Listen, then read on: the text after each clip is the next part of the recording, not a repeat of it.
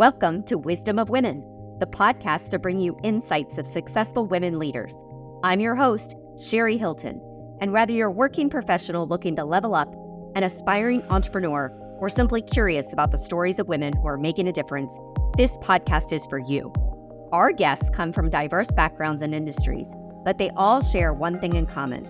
They've overcome challenges and achieved success through hard work, determination, and a willingness to take risks. They will tell their personal journeys, the lessons they've learned along the way, and the wisdom they've gained. Join me each week as we dive into the experiences and perspectives of extraordinary women and discover the inspiration and motivation you need to achieve your own goals. So without further ado, let's get started. Hello, everyone. Welcome to Wisdom of Women. In June, I was reading an article and it mentioned that women only hold 10.9% of construction jobs in the U.S. My guest today, Brooke Swan, is no stranger to the construction industry, and I'm going to lead it over to her to introduce herself and how she got into such a male-dominated industry. Thank you, Sherry. I appreciate it. And thank you for having me on your podcast. It is definitely an honor and a privilege. I love empowering women, and you definitely are a challenge and a force to be reckoned with. So thank you very much. Thank you. And yeah, we are in construction. Our company is called Blue Heron Enterprises, LLC, but we trade as my name, Brooke Swan. I am the lead designer and general contractor for our company. We focus primarily on design build. So we are hired by our clients to capture their vision, if at all possible, and maybe enhance it, make it slightly better. Try to get their fingerprint on the project, of course, and then we execute the design, and then we get into the build of it. So our company does interior and exterior design renovations, landscaping plans. We build homes, we do additions, interior renovations, and we also do a number of commercial projects as well. And we've been in the business, well, I've been in design for over 30 years. Wow. And we've been in construction for over 10. And we're located in Southern Maryland, but we do design can be anywhere. So we've done design projects all up and down the East Coast.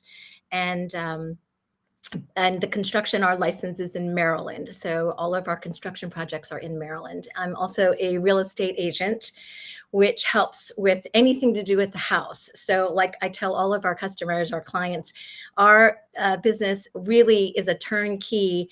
Anything to do with your home, we can make a difference. And that's what we do. Wow. All facets of real estate and construction and design. Did you get into design when you were younger? Because 30 years, that's a long time to be in the industry. How did you get into design? Like for the women out there who are looking to make a shift in their life or wanting to break into what's normally a male industry, how did you get into that design piece early on? Like what was that hurdle that you had to overcome to break into the industry? Well, I mean, I can't even tell you, there's not enough times to tell you about how many hurdles there are in the design construction world, and specifically 100% for a woman. But early on, design is really a gender neutral career, I think, and I've had amazing designers that I've worked with in every gender, obviously. But I started very young, just collecting architectural digests as a young teenager and tearing out lovely things that I just wanted to emulate or have around me or produce and put it in files. And I just did that forever. I still do that. I still do tear outs of magazines or print things off of the internet or, any of that stuff. And create collections so I can go back to and say, oh, I remember that idea. Let me see if I can execute that idea for this client. So I worked in design for a long time, just independently for family members and friends, just doing it perhaps as a hobby, you could even say. And we just started with a local builder in Southern Maryland asked me to do their model home, and then it went to another model home, then another model home, and then I started helping all of their clients pick out all their fixtures and finishes in the homes that they were building, and it just blossomed literally from there. And we got our first customer in design build, and it just it just blossomed in all word of mouth, and it's really been the community, our local community has helped out a great deal, and the faith and the belief system of the local community has been great for our company, and we're flourishing. So How has it really, it's been? where you're planted, huh? How has it been being a female in that industry? Have you had to have overcome, hurdles with working with the contractors and the subs that you're hiring? And So that's a great question. And I do work with general contractors as the designer only. And I would say it is a walk. It's not even really a walk, it's a dance with the general contractor. And what I find is that if you show them the respect that they deserve, and learn how to effectively communicate with them in their language. And I'm going to say this, I've never dealt with a woman contractor before. It's always been men. So I need to know their language and try to figure that out and communicate effectively. Once that's done, it's lovely. They're wonderful to work with. Now, from a general contractor's perspective, which is what I am, so I run the show. I'm the one that runs all the subs.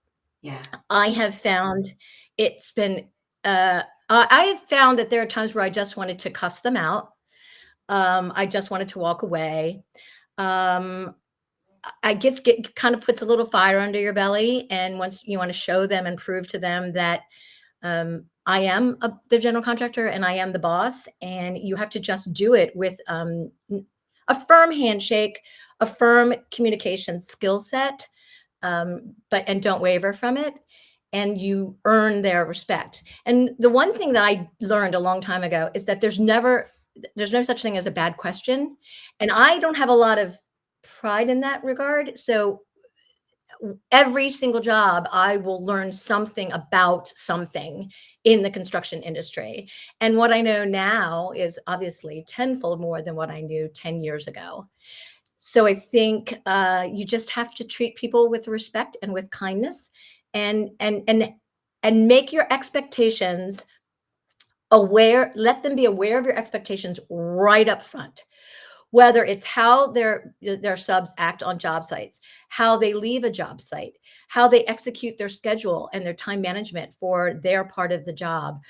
It's up to me to be on them every morning to lay out the expectations, and then in the evenings make sure they executed the expectations. But it's a male dominated industry, that is for sure. It's for sure. yeah, but when you blend your design aspect, right? Because a lot of times design coming from a female, we think of a lot of the details that a man would certainly overlook a lot of times, right?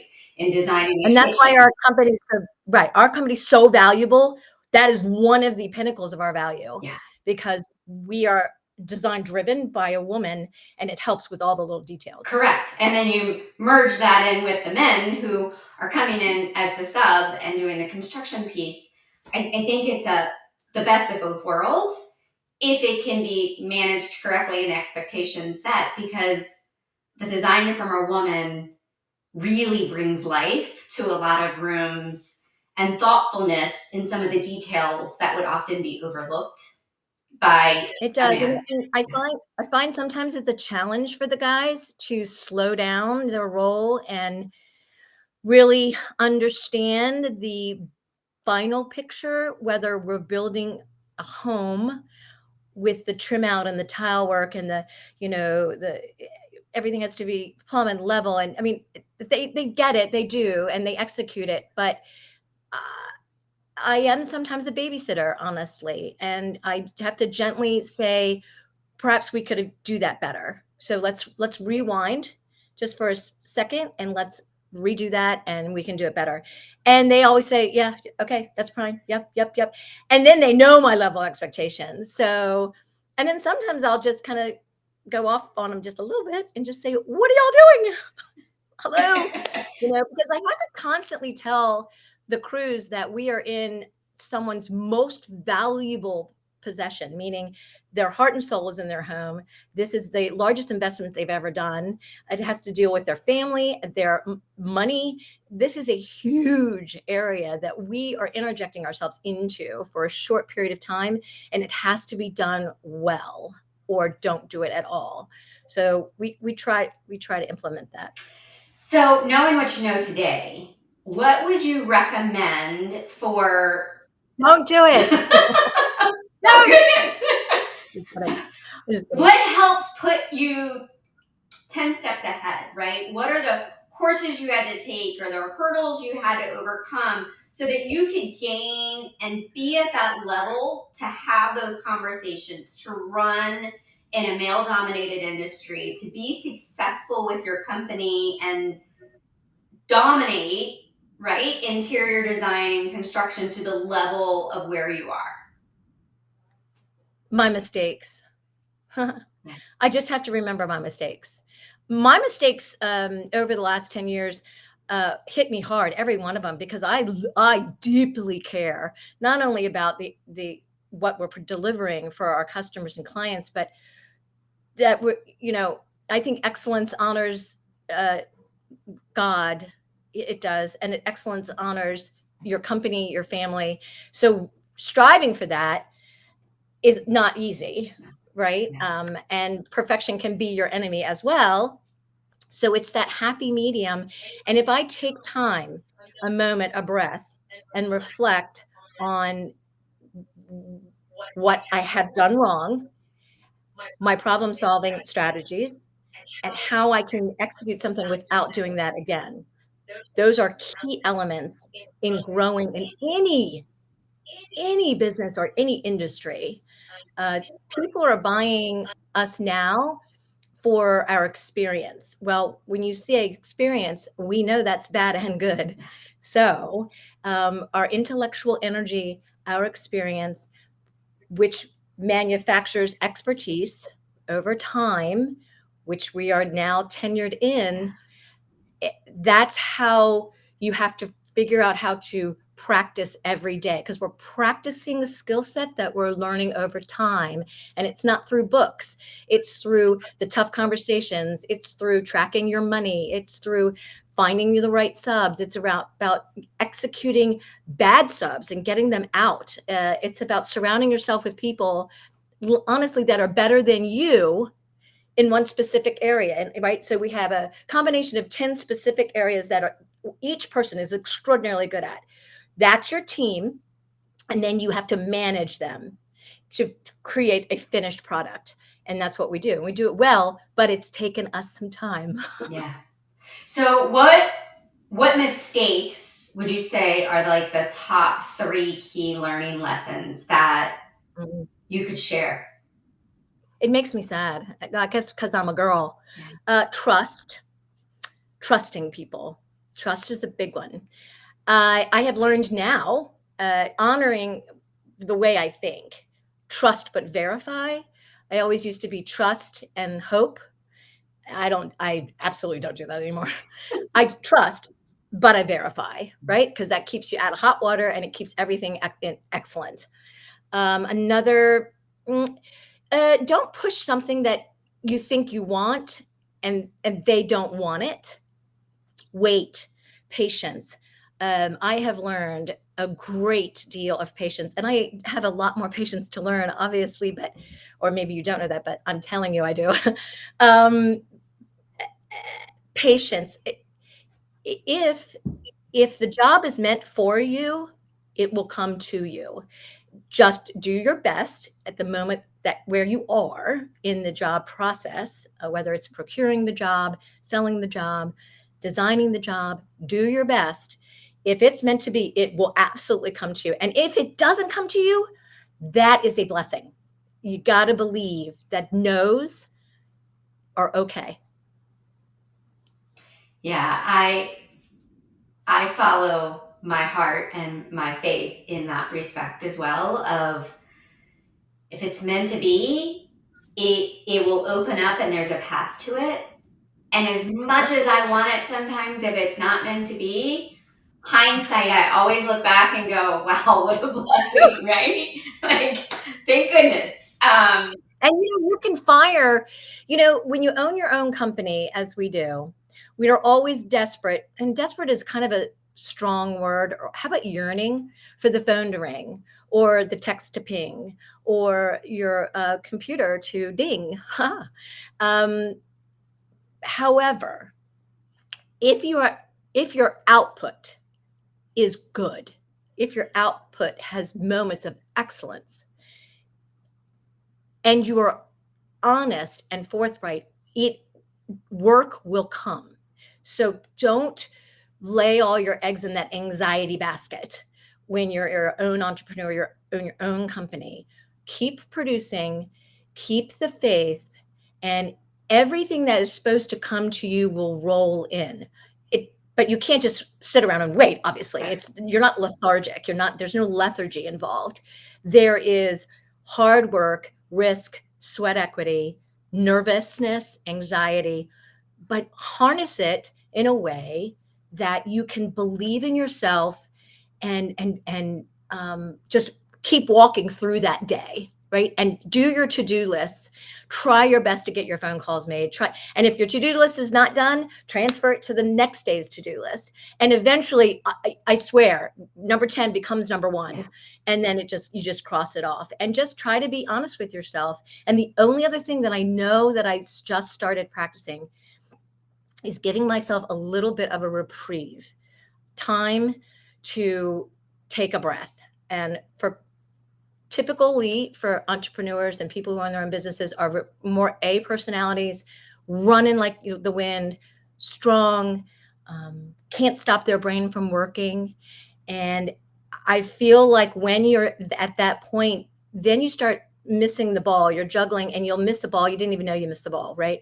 And so when you start missing too many things, you're not taking intentional time for each individual idea, person, human task. Just focus on that, and then try to calm. Even though I'm talking a lot, I know. Try to calm and give yourself that window of 30 minutes every morning, maybe an hour every morning. How you treat it is on your own. I mean, for me personally, I'm up at 5:30. I spend a solid hour reading, studying the Bible, going through my to-do list for today, texting all my guys to make sure they've got their to-do list to do as well, reviewing ideas, just kind of my intra office work. I start with God, I do my intra office work, I end with, prayer, and then I'm like the wind. Off then to I'm the going. races. Yep. Yeah, and I think that's important because there's so much anxiety today in our world, right? And is it the social media aspect of the comparison? Because we didn't used to have that 10 years ago. We didn't have the option of looking to see what so-and-so is doing and comparing where we are in our life today to them. I think it's emotional, though. I think social media does. I think based on each individual's how they're feeling at the moment, they can be encouraged and enjoy the enjoyment of whoever's on Facebook of whatever they're posting and be happy for them.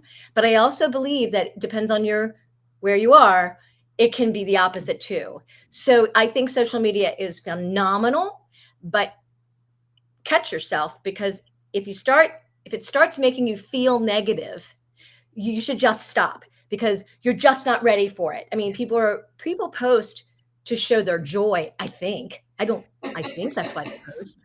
If they post because they're boasting, that's just silly. I think posting is great, but if you do start to feel negative, just stop and do something for yourself, do something for your family, do something for a friend, and it will turn back around. So I do believe social media is good and bad. And you and I post on social media all the time, right? For our companies and for our business. Not as much personal, but that's okay, unless it's a recipe. I love to cook. I look at being an entrepreneur And you talked about wanting the business to come in.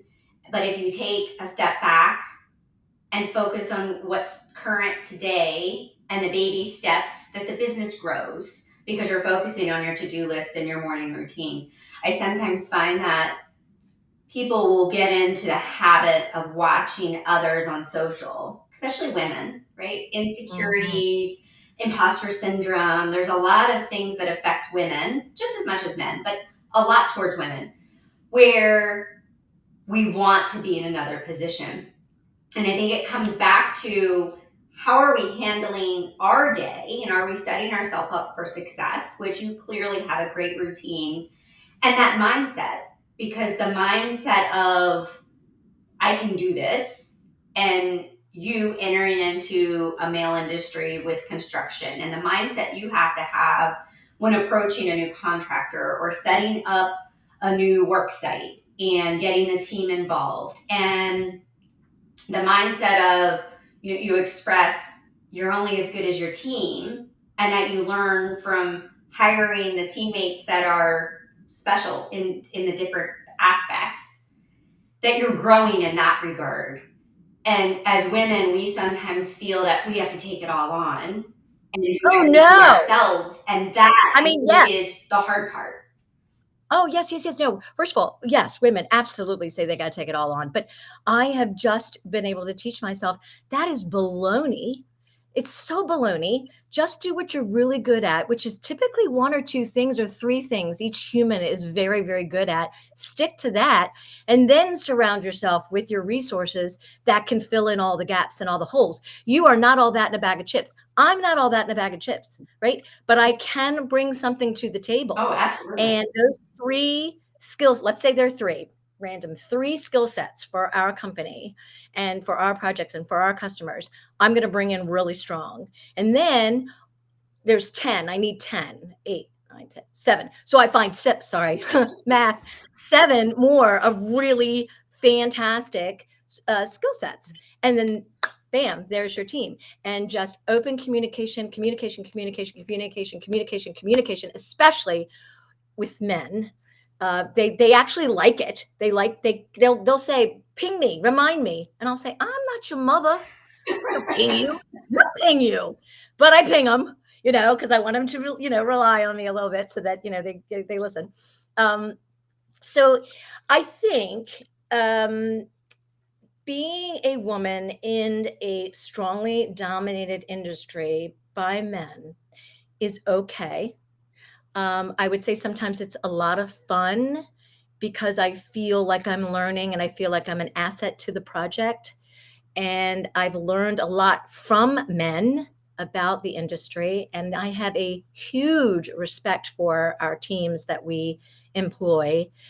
Very, very loyal, very, very smart, and also problem solving, which I love, and ingenuity with that problem solving kind of thing. I really love because there's always a problem, no matter what. I mean, we live in an imperfect world. There's always going to be a problem. It's about how you react to the problem and how you solve the problem. And I find that that's really good. And always communicate with the people who are hiring you. I communicate with my customers and clients all the time because I don't want them to feel in the dark, right? Because I'm a steward of their money right now to create a space that's better and better for their family, better for themselves. There's no shame in wanting something lovely. It's how to do it and who to hire to do it. Yeah, and your designs are beautiful. Like when you share in your stories, your before and your after, or even like the updates of, hey, I'm at such and such project site this morning and this is what we're working on. I think there's a lot of tidbits that we can gain from, wow, I didn't know I could do that, or wow, that's a really creative way For to sure. do, right? It makes me want to invite you over and go, hey, let's look at the whole house and what room can we work on first Aren't I coming over? and I'm second. coming over at times. You're coming Will you over help me next with week, your I think. Um, Okay, yeah. it makes it exciting, right? And your other stories of your recipes, and I think you did that Mm. table design and flower Mhm. decor for their Fourth of July table. It's little On a pieces dime. we can all implement. Oh, yeah, yeah, yeah. I mean, I think, we all have budgets. My budget's pretty tight most months, but I can't help it. We want pretty, we want beautiful, we want lovely. And it's funny, men do too. They don't admit it, but men do too. I can tell you What that are right the now. I reactions have when a you lot do a reveal at the end when you're on your sites and you redo? I'm just picking a kitchen, and right. the wife had so many tidbits and wants, and and sometimes the husband wants it, but a lot of times they leave some of the details Oh, up yeah, to her. And then at the sure. end, what's something that you found like he loved this and didn't want to admit it the whole time, but it really came out spectacular. Um, it varies from job to job because I have to I never really have to talk women into anything. And I don't want to talk anybody into anything, honestly, because I want it to be their dream, their vision, their fingerprint, thumbprint. But sometimes I try to elevate their ideas through the design. So it definitely varies from man to man. But one of the common themes for my male customers is the execution of the work, right? The quality, the craftsmanship, the cleanliness. Um, yeah, it's definitely more of the execution of the work and the materials used and the install and the craftsmanship Yeah. more than anything. And I don't have to sell that. I have to deliver that. Yeah. And that's usually my comments and compliments at the end. And that it was not as painful as they thought, and that it went quicker than they thought, and it was cleaner than they thought, and those kind of things. So I guess they expected, a hot mess and it being a delayed hot by mess. 3 months. And I mean, sometimes, hey, listen, I'm not going to lie. Sometimes there are material delays, absolutely. And sometimes it is a hot mess. And I have to come in with a broom. I'm not going it's not perfect. And my guys are tired and they left and they forgot 9 nails on a floor. I got to go over there and pick them up. Or, I don't know. I'm always picking up trash, honestly. Ugh. I say I have a broom. Sometimes I fly and sometimes I sweep. that's, So there. that's great. So I have a few questions before we finish today. Yes. How do you motivate yourself? What motivates you? Well, I have to admit, there are days where I am not motivated 100%. There are days, they exist. I try really hard to live in that day and I try not to beat myself up on it. So, I mean, they're far and few between, but they do exist. And it's nothing to be even upset about, not to be ashamed about. You need to recharge and you need to regain your footing, right? Where you are, because you decided to stand there. Okay. You get back up, you stand up. I think I'm a people pleaser, which helps a lot. So that motivates me to get going, put fire in my belly. Deadlines always help, I'm not gonna lie about that. Um, I just I want my family to be proud of me. I want my community to be proud of me, and I want to make people happy. So if you don't have those kind of desires, what else could motivate you to move? Um, I think entrepreneurs just want to succeed. Not that, people teachers want to succeed, mommies want to succeed. Everybody wants to succeed. It's just how do you grab that energy and put it in the place that it needs to be? Yeah. So So sometimes it's just hard. taking a moment to reflect. Your morning routine puts you there probably most days. Most days, Probably don't absolutely. feel it as much as someone that might not have that routine. And so maybe that morning routine is what sets you up for success and motivation and let me go tackle my day more But the so problem than is sometimes someone that just people goes don't at have that. that time. Well, like for instance, if you're a teacher, you're at the school at 7, you leave your house at 6:30, you're probably at the school at 6:45, leave your house at 6:15, get up at 5:15. No one's getting up earlier than that to do what they need to do. So it's important to find the time to carve out, to take a breath and not worry. And if you are continually working and doing output, your worry gets less. So work actually helps the worry subside. Yeah, great point. Being active, producing, whether you're doing the laundry because it's done and then you don't have to worry about it, or you're pre-planning meals, or you're pre-planning for school, or you're setting up for a big presentation at IBM, I don't know, AT&T, whatever, IBM's gone. But it just doesn't matter. As long as you're trying to produce, I think the worry I know, definitely Good. subsides. Yeah. And you stay in your zone. And that's, you gotta freaking love how God made you, because he doesn't make mistakes. This is true. Just FYI, he doesn't. This is true. So you got to figure out how to teach yourself to love how you're made and what you're going to do with it. And that takes time. That's why I love my birthday. I freaking love getting old. I love every birthday. I love the wrinkles. I love getting old. I love it because that means I'm at least a little bit better than I was a year ago. Yep. Like just Yep. I call it leveling up. Every year I get to level up another year. Yeah. Totally. What are you most proud of? Uh-huh. What are you most proud of?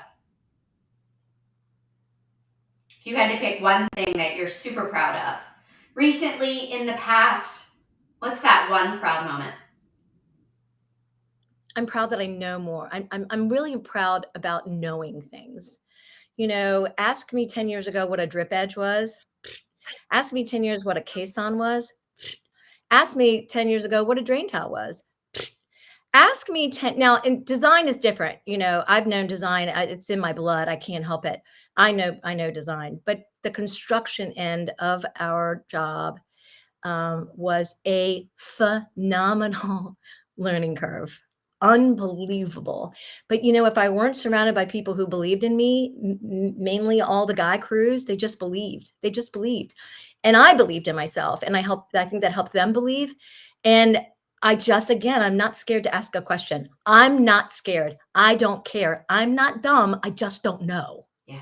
And you're not going to learn. And as soon as I know, I'm going to know more. Right. So I am the most proud of what I know in my head right now. That's what I'm most proud of. What advice would you give your 20-year-old self?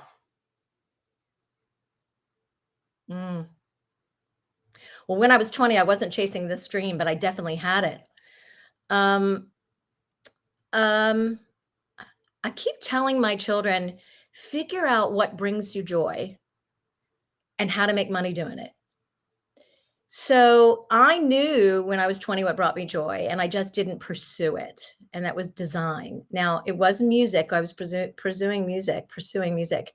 And although I love music and I love singing, I have a deep, deep yearning for all things design, whether it's designing a recipe or designing a room or designing a structure or designing a space, an atmosphere, a party, outdoor area, like whatever. That encompasses my brain.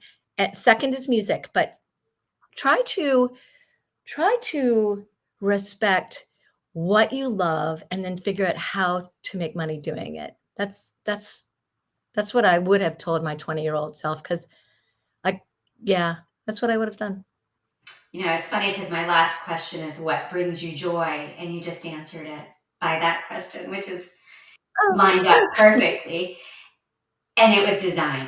And you were definitely doing what you were born and God created you for. Well, thank you. And I hopefully, that's what in general contracting too is really just management of your resources, right? Your customers, your money, your subs, your materials, your labor, it's management of all your resources and then executing the job.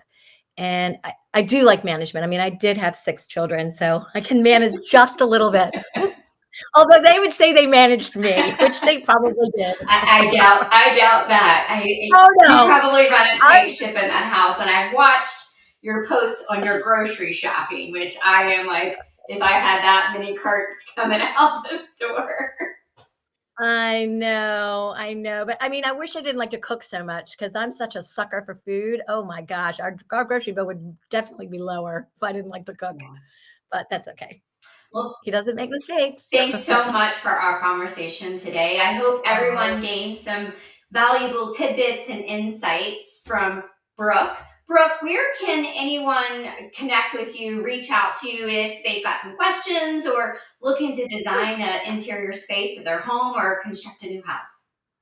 Sure. So our site is my name, so brookswan.com. Also, my email is brooke@brookswan.com. And on my website is all of my information, emails, text, phone numbers, all that stuff. So you can definitely reach out there, and I will reach back out very shortly. I'm sure. I know me. And if not, just stalk her Instagram for some spectacular Sure. designs and you'll get sucked into wanting her to come over and tackle every room that you've got. So It would be an honor and a pleasure. thanks for joining us today on Wisdom of Women. Thank you so much for tuning in to Wisdom of Women. I hope you enjoyed our conversation and gained some valuable insights and inspiration. How to connect with me and our guest today, as well as any links, can be found in the show notes. Please share this episode with your friends. If you haven't already, be sure to subscribe to our podcast and leave us a review, as it helps us reach more women like you who are seeking to learn from successful women leaders. Stay curious, stay hungry, and always push forward. We'll be back next week with another amazing guest. Until then, keep chasing your dreams, and we'll see you next time on Wisdom of Women.